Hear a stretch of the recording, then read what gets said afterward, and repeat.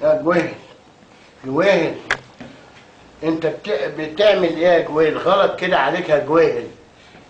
انت بتتكلم على مسلم البراك وبتتكلم على القبايل، الناس اللي واخده جنسيه بره.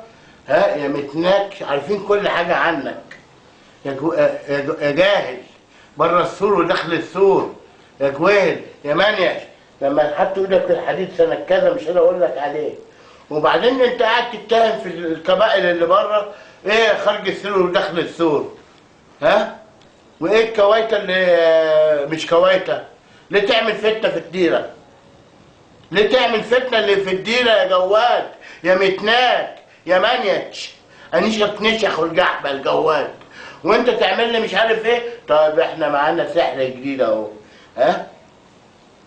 سيدي بتاعك ده وانت بتتناك في كل حاجه، وانت بتروح عند خوالك يا جدو يا جدو يا اخو الجحبه يا جدو، بتتنشنيش يا اخو الجحبه الجواد. بص سيدي في كل حاجه من ساعه لما انت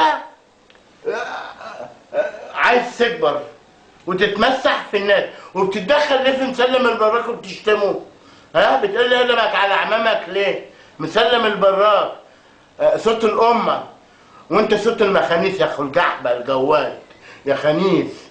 صوت الامه قال التاني صوت الامه مسلم البراك، وانت صوت المخانيس صوت الجواويد يا جواد. نفسي اشوف جوزك عشان الحسه لحس يا جواد. هاك هاك هاك هاك هاك هاك هاك يا اخو الجحبه يا المتي.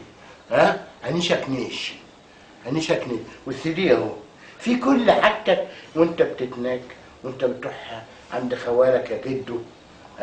ها ومش عارف انت كنت فين وفين وفين. كل ده في كل حاجه.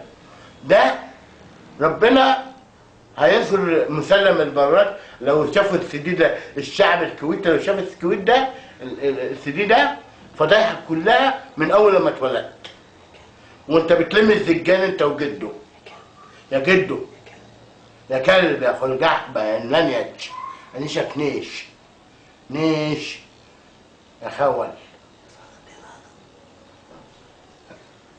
يا مسلم يا براك.